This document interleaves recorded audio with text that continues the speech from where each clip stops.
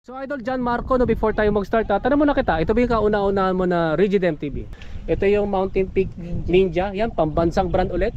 Tapos yung tropa niya, pambansa din yan, mamaya ibabay-check natin yan pagkatapos nito, no?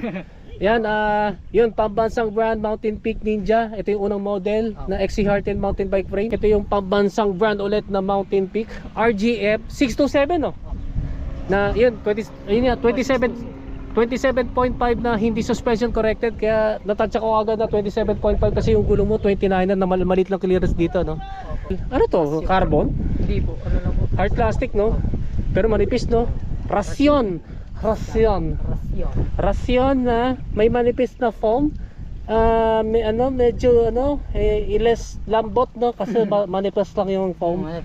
At saka less flexible. Tapos steel railings. So Idol John Marco, ano yung review mo dito sa saddle mo? No? Magkaiba yung harap tsaka likod, di ba? Opo. Ito kasi small block 8 na Kenda. Ito walang model, Kenda lang. Pero pares ng brand, no? Opo. Pares din ba yung size nito? Opo. 29 by 2.1? Nakarepak ko. Kaya pa rin.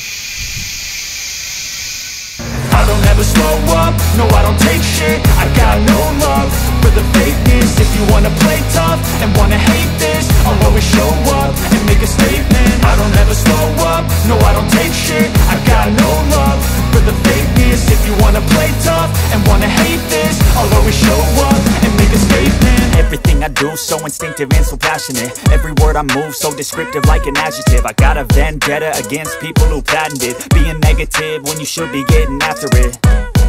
I got facts over tracks, this and that. Spitting slow, spitting fast. I could roast, I could gas. Think I'm okay at last, but I don't know if that can erase all the past. And the pettiness, a reflection of the emptiness. Hilarious, you think you're worth my time. Hello guys, magandang araw sa inyo. So nandito ulit ako sa Bermosa, dito sa Imus, Cavite. So for this video naman po, so ibabudget naman natin itong Rigid MTB ni Idol John Marco Kahili. So i-check natin ngayon yung specs ng kanyang Rigid MTB. Kaya mag-start na tayo. So Idol John Marco, no, before tayo mag-start, tanong muna kita, ito ba yung kauna-unahan mo na Rigid MTB? Opo. Yan, so ito assemble to, no? Opo. Yan, so next question naman Idol, sa mo regular na ginagamit tong Rigid MTB mo? Ano lang po, bike to school po minsan, tapos ano po, rides, mga kaibigan, fantasy po. Ganun. Ngayon, wala kayong pasok, no? Opo, long weekend po. Long weekend, no? Sarap. Sana all. Yun nga, no? Ito nga yung general background sa kanyang Rigid MTB. So mag-start muna tayo sa kanyang XC-Hearten mountain bike frame. Ito yung Mountain Peak Ninja. Yan, pambansang brand ulit. Tapos yung tropa niya, pambansa din yan. Mamaya ibabay-check natin yan pagkatapos nito, no?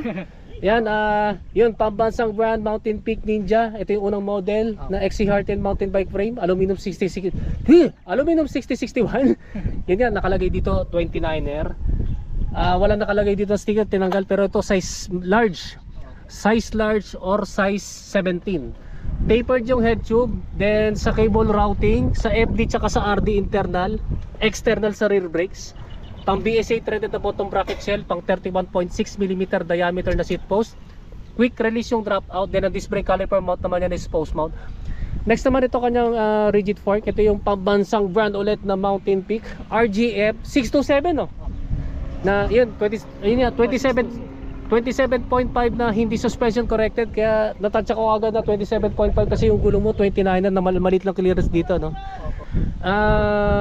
Aluminum 6061. Ilalagay ko na lang sa screen yung crown length at saka yung blade length nito. Yung steerer tube nito, since na ang dropout ito is quick release, kaya ito ay straight or non-tapered. So naglagay siya ng adapter para maging compatible dito sa tapered head tube ng Mountain Peak Ninja. Then ang disc brake caliper mount din naman yan is post mount. Next naman sa kanyang cockpit, so ito yung kanyang MTB handlebar. ITM to, no? Kaso lang yung model hindi ko mabasa. Burado na, parang 8D yata to. So i-search ko na lang sa internet, baka mahanap ko. Ilalagay ko na lang sa screen pag nahanap ko, no? 31.8mm ang diameter, straight na may counting back sweep. Then ang lapad ito 640mm. Next naman ito kanyang grips. Ano nga ulit to? Dervis. Akala ko debris eh. Dervis pala, Dervis. Yan. Yan, makapit naman, no? Tsaka malambot-lambot ng konti. Next naman ito kanyang stem. Ayan, negative na negative, no? 777 na aluminum. Ano yung angle nito? Negative 35, no? Tapos 110mm. Yung 110mm yung haba. Then yung tapered headset nito, Mountain Peak na seal bearings. Ito na mga kanyang seat lamp. Ito yung Sagnit na aluminum, quick release type, 34.9mm ang diameter. Yung seat post naman niya, lunch na aluminum 6061, 400mm ang haba, 31.6mm ang taba, na setback na may dual bolt clamping system. Next naman ito kanyang saddle. Ano to? Carbon? Hindi po, ano lang po. Hard plastic, no? Pero manipis, no? Rayon na may manipis na foam. May medyo less lambot, no? Kasi manipis lang yung foam. At saka less flexible. Tapos steel railings. So Idol John Marco, ano yung review mo dito sa saddle mo? Sarap sa puwit, sanay na eh. Sanay na? Ganun talaga, masakit sa umpisa, pero pag pag matagal na. Yan, so next naman sa kanyang drivetrain, no? Yan, pambansang drivetrain ulit ito, 1x, so wala kayong makikita na front shifter from derailleur at saka extra chain rings. Yung kanyang shifter, Shimano Diore M50-100, 11 speed. Ito naman kanyang MTB Quirk. Raceworks Liberator. Yun, Liberator ng Racework, no? Halotech. Shimano BP52 yung bottom bracket ito, no? 170, 75 po yata. 175mm ang crank arm down nito. Ano to? 104 BCD, no? Opo, 40 feet. Ano to? Tingnan ko nga. Ayun, pang purpose build na pang 3x din to, no? Yun na, pang 3x kasi may 104 BCD sa dalawang chain rings, then 64 BCD para sa granny ring, no? Ito naman kanyang chainring na 1x narrow wide na rounded. Ito yung lunge. 40. Yan, 40T. Next naman, ano nga pala ito? Hindi ito RS500, di ba? R550 po. Ayun, R550 na Shimano na road bike clepless pedals. Next naman ito kanyang chin. YBN Kalawang. Ba't kinakalawang yung YBN mo? Wala, natambak. Di ba napabayaan mo lang? Kasi ano po bike to school, nauulanan po. Yun nga, sa labas, no? Opo. Ayun, YBN na 11 speed to, no? 12 po yata. Naka 12 speed po ako dati. Ako nga pala 12 speed to, no? Yun, nakalagay na 12, no? Pero yung sprocket mo 11 speed. 11 po na M5. M50-100. Opo. Shimano Diore. Opo. 1142. Opo. Then next naman ito kanyang MTB derailleur. Ito yung Shimano Diore na M60-100 to, no? Opo. Dineactivate lang ng isang gear. Opo. Kasi 12 speed to pero naka-tune up to sa 11 speed. So ito nga yung kanyang drivetrain setup na kanyang MTB. Next naman sa kanyang wheelset yung kanyang gulong, no? Magkaiba yung harap tsaka likod, di ba? Opo. Ito kasi small block 8 na Kenda. Ito walang model, Kenda lang. Pero pares ng brand, no? Opo.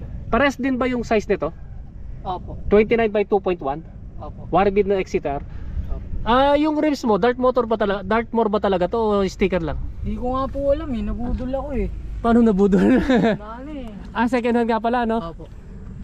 Pili ko ni sticker lang to Anong brand na lang to? Na aluminum double wall 32 holes. Yung spokes and nipples mo, Weapon po. yun, stainless steel. Ito naman kanyang MTB hubs, weapon pin, no? Weapon Predator. Yun, 6 poles na may 3 teeth to kada pole. Kasi type of free hub body, seal bearings. Ano pala? I-check natin yung tunog nito. Paikutin natin kapag naka free wheel. Kaya pa ko ito. Yan. Nakarepack ko. Hindi pa rin. Yan guys, yung tunog ng Weapon Predator MTB hubs kapag naka free wheel. Dala sa kanyang brake set. Pambansang brake set, Shimano MT200 na hydraulic brakes and dual piston. Then lasa lang sa kanyang rotors, patingin na idol. Ano to? Ambush, weapon ambush. Yun, weapon ambush na 160mm ang diameter, harap tsaka likuran, pares na floating and bolt-type disc brake rotors. So Idol John Marco, tama? Opo. Yun, hindi ako nagkamali. So Idol John Marco, magkano yung total cost nito? Tansya lang. Sure baka 30 plus siguro. Over 30,000, no? Di. Yan guys, ito nga yung Mountain Peak Ninja na unang model, no? Rigid MTB ni Idol John Marco Kahilig. Yan guys, no, na-check na natin tong Mountain Peak Ninja na unang model Rigid MTB ni Idol John Marco Kahilig. So kung meron kayo tanong regarding dito sa kanyang Rigid MTB, i-comment na lang ninyo sa comment section down below. So mga idol, mag-shoutout na kayo. Yun, shoutout sa crush ko, at saka sa mga classmates ko, at saka sa room na hawak ko as an officer. Pwede bang sabihin kung anong pangalan ng crush mo? Ano na yun, confidential na yun. Secret admirer. Yup. Ikaw naman. Shoutout sa magulang ko, di ako nagpaalam. Ayan, maganda na po kayo ng toast for dos. Ay, joke lang.